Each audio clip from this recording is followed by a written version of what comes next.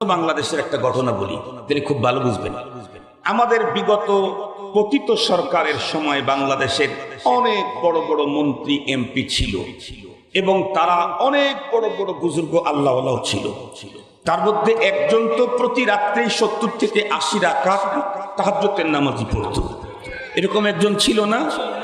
মনে আছে আপনাদের? ওই দিকের কথা বলতেছি আমি, ওই দিকের কথা বলতেছি। ওই জায়গাতে একই দলের ভিতরে সিরিয়াস কন্দল, খুব কন্দল, দুই বাঘ বাঘিনী লড়াই হয় সেখানে, খুব সিরিয়াস কন্দল। কেউ কারো চাইতে কম না, কেউ কাউকে ছাড় দিতে চায় না।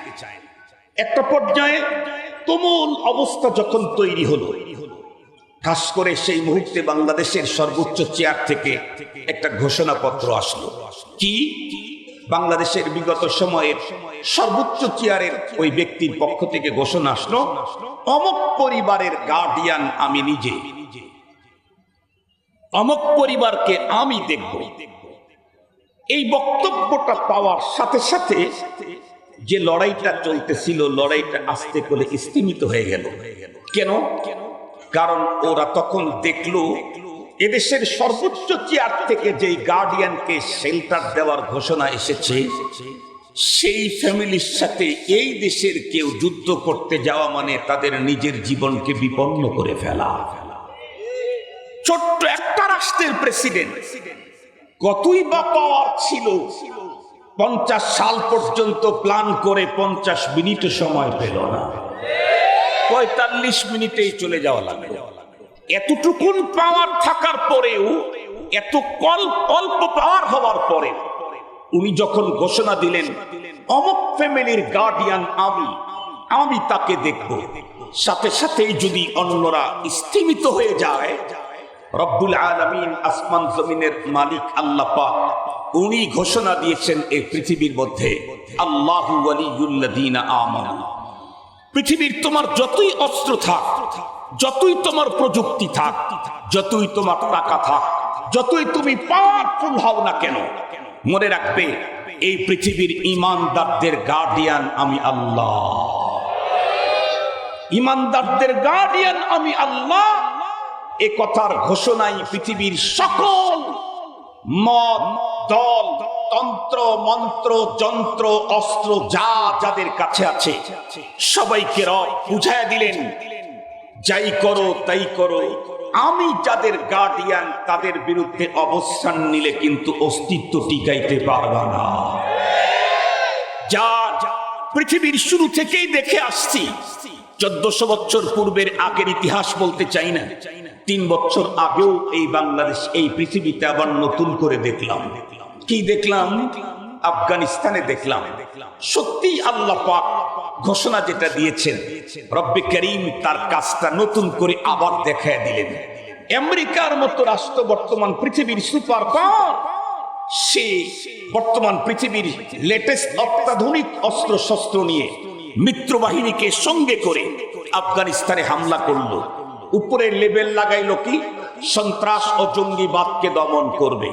ওরা নাকি বিশ্ব শান্তির ঠিকাদার, ওরা নাকি বিশ্ব শান্তি প্রতিষ্ঠার ঠিকাদার। এই স্লোগান দিয়ে আফগানিস্তানের উপরে আক্রমণ করলো। কাদের বিরুদ্ধে লড়তে গেল? কিছু ঈমানদারদের বিরুদ্ধে।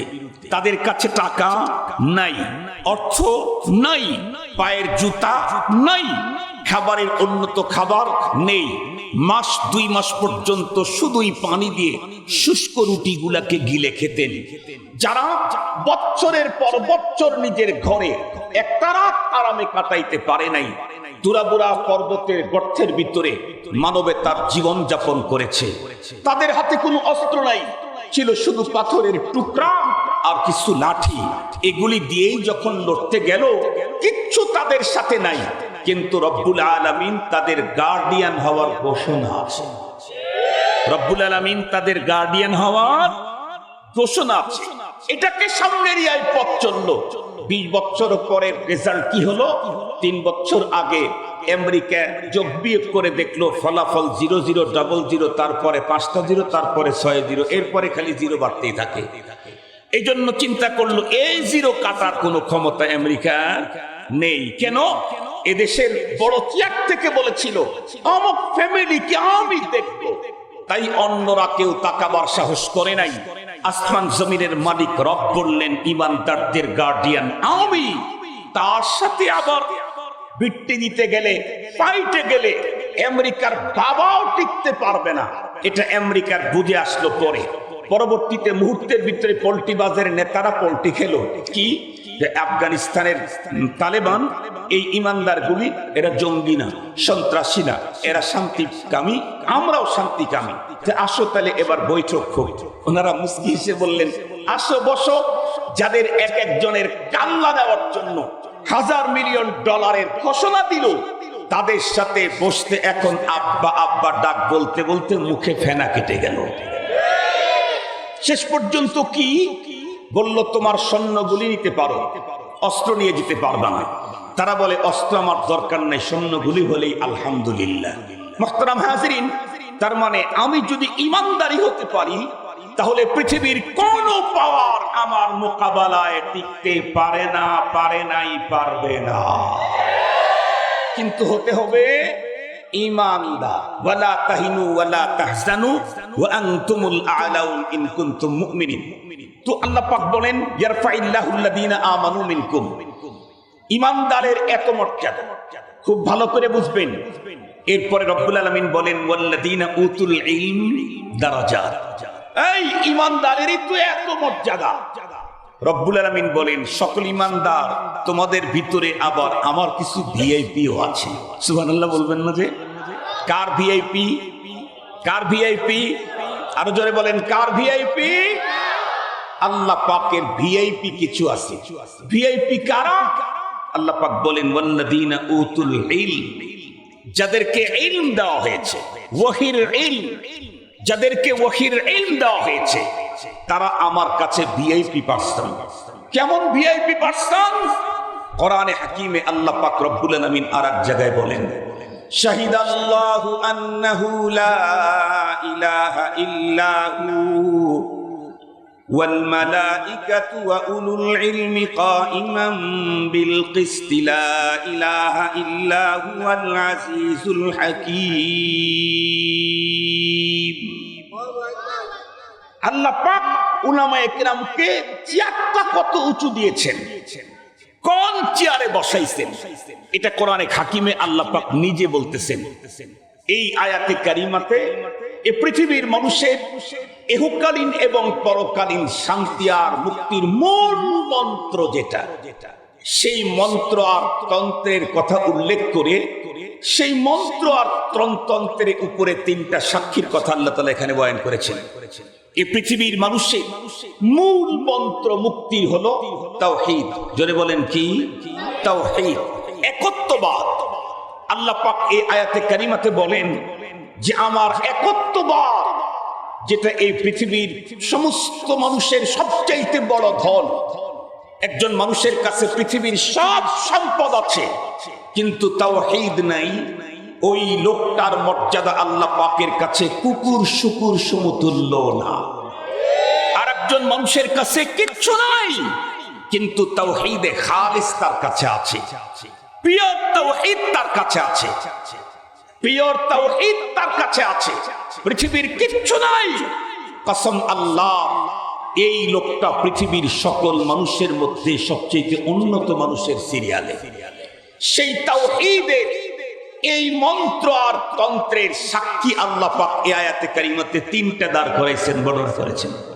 আল্লাহ বলেন শাহিদাল্লাহ, আল্লাহ যে এক, লা শারীকা লাহু, এই কথার প্রথম সাক্ষী হলো স্বয়ং আল্লাহ। দ্বিতীয় সাক্ষী ওয়াল মালাইকা, ফেরেশতাকুন আল্লাহ পাকের তাওহীদের দ্বিতীয় সাক্ষী। তৃতীয় নাম্বার সাক্ষী আল্লাহ পাক বলেন ওয়া উলুল ইলমি। আল্লাহু আকবার বলেন। আপনারা মনে হয় এখনো বুঝেন নাই বিষয়টা। আল্লাহ পাকের তাওহীদের সাক্ষীর কথা আল্লাহ পাক কোরআনে বর্ণনা করতে গিয়ে প্রথমে আল্লাহ পাক নিজের নাম বললেন শাহিদাল্লাহ। আল্লাহ পাক নিজেই সাক্ষী তার তাওহীদের। এরপরে সাক্ষী হলো ওয়াল মালাইকা, ফেরেশতা। এরপরে তিন নাম্বারের সাক্ষী হলো ওয়া উলুল ইলমি, যারা ইলমওয়ালা উলামায়ে কেরাম তারাও আল্লাহ পাকের তাওহীদের সাক্ষী। আপনাদেরকে এই বিষয়টা বুঝবার জন্য একটা মিসাল দিলে ভালো বুঝবেন, তাছাড়া আপনারা বুঝতেছেন না। আপনাদের অঞ্চলে এরকম হয়েছে না অতীতে যে হঠাৎ করে শুনলেন যে যত এলসি ব্যবসায়ী আছে বিদেশ থেকে মাল আমদানি করে সবার ব্যবসা ধরা খেয়েছে। কেন? সরকার এমন এক আইন করছে যেই আইনের কাছে গিয়ে সবাই ধরা খেয়ে গেছে। হাজার হাজার কোটি টাকা তাদের ধরা, কিন্তু একটা লোক তার মাল ধরা খায় নাই, তার এলসি থেকে যায় নাই, তার মাল চলে আসছে। সমস্ত ব্যবসায়ীরা চিন্তা করলো, কিরে সিস্টেম তো একটাই, আমরা যেই সিস্টেমে এলসি করি উনি একই সিস্টেমে করেছেন, ওনারটা কেন আটকা খেলো না? চিন্তা করতে করতে করতে করতে গবেষণা করতে করতে পরবর্তীতে জানতে পারছে কি তা জানেন? ব্যবসায়ী উনি বটে, কিন্তু ওনার ওই ব্যবসাতে বাংলাদেশের এক মন্ত্রীর শেয়ার আছে। কার কি আছে বলেন? আরো জোরে বলেন, কার কি আছে? মন্ত্রীর শেয়ার আছে। ব্যবসা ওনার নামে, উনি করেন, কিন্তু এখানে 10% হোক আর 5% হোক, টাকা দিয়া হোক আর না দিয়েই হোক। বিগত সময় তো শেয়ার অনেক পদ্ধতিতেই হয়েছে, যে কোনো ভাবে এক মন্ত্রীর শেয়ার আছে। মন্ত্রীর কিঞ্চিত পরিমাণে শেয়ার থাকার কারণে মুহতারাম হাজরিন, কোন আইন তার এলসি কে ঠেকাইতে পারতেছে না। কেন? মন্ত্রীর সাথে তার লিঙ্ক, তার সম্পর্ক, ব্যবসার শেয়ার সঙ্গত কারণে সবারটা ঠেকে গেছে। এমনকি ব্যবসায়ী সমিতি সারা বাংলাদেশের যিনি প্রধান, তারটাও ঠেকে গেছে, ওনারটা ঠেকে নাই। কেন? ওই যে একটা জায়গাতে একটু আছে। আমি জিজ্ঞেস করতে চাই, আল্লাহ পাকের ওয়াহদানিয়াতের সাক্ষী 3 জনকে আল্লাহ পাক এখানে উল্লেখ করেছেন। তার মধ্যে একজনকে খোদ আল্লাহ, দ্বিতীয় নাম্বার মালাইকা, তৃতীয় নাম্বার উলামায়ে কেরাম। বুঝতে হবে আল্লাহ পাক আলেমের চেয়ারটা কোন জায়গায় দিয়েছেন, আলেমের চেয়ার কোন জায়গায় দিয়েছেন। মুসলমান ভাইরা আমার কথা ভালো করে বুঝবেন, সাধারণ ইমানদারের চাইতে আলেমের মর্যাদা কত উঁচু। ওয়াল্লাযীনা উতুল ইলমা দারাজাতের ব্যাখ্যার ভিতরে আব্দুল্লাহ ইবনে আব্বাস রাদিয়াল্লাহু তাআলা আনহু বলেন, একজন ইমানদারের তুলনায় একজনের আলেমের মাকাম কত উঁচু। উনি বলেন 700 দারাজাত, 700 বন্ধুরা আমার স্টেপ উপরে হলো একজন আলেমের মর্যাদা। একটা দরজার বন্ধুরা আমার মাসাফাত কতটুকুন? উনি বলেন তার ভিতরে একটা দরজার মাসাফাত হলো বন্ধুরা আমার 500 বছরের রাস্তা। একটা দরজার ব্যবধান 500 বছরের রাস্তা। এই রকমের 700 দরজা উপরে হলো একজন ইমানদারের উপরে আল্লাহ পাক রব্বুল আলামিন একজন আলেমের মাকামকে দাঁড় করায় দিয়েছেন। শুধু কি তাই না, বরং রব্বে কারীম কোরআনে হাকিমের ভিতরে আরো স্পষ্ট বর্ণনা করেছেন, ইন্নামা ইয়াখশাল্লাহা মিন ইবাদিহিল উলামা। এই পৃথিবীর যত ইমানদার আছে প্রত্যেকের অন্তরেই তো আল্লাহ পাকের ভয় আছেই আছে। আল্লাহর ভয় যার অন্তরে নাই সে কখনো মুমিন হতে পারে না। কিন্তু তাদের অন্তরে যে ভয়টুকুন আছে, এই ভয়টুকুন এতটুকুন যেগুলি উল্লেখ করার মতো না। উল্লেখযোগ্য আল্লাহ পাকের খাসিয়ত কাদের অন্তরে আছে? আল্লাহ পাক বলেন, ইন্নামা ইয়াখশাল্লাহা মিন ইবাদিহিল উলামা। আল্লাহ পাককে তো যথাযথ ভয় করার মতো ভয় করে হলো উলামায়ে কেরাম। উলামায়ে কেরামের অন্তরে আল্লাহর ভয় এত বেশি হলো কেন? আল্লাহর পয়গম্বর স্পষ্ট বলে দিয়েছেন, আনা আতকাকুম বিল্লাহি ওয়া আখশাকুম, আমি তোমাদের ভিতরে সবচাইতে বেশি আল্লাহ পাককে ভয় পাই। কেন? লিআন্নী আ'লামুকুম বিল্লাহ, তোমাদের সবচাইতে বেশি আমি আল্লাহর মারিফত অন্তরে আমার বেশি আছে। আল্লাহ পাককে আমি যেইভাবে চিনি তোমরা কেউ সেইভাবে চিনো না। এ কারণে আমার তাকওয়ার মতো তোমাদের তাকওয়া কোনোদিন হতে পারে না।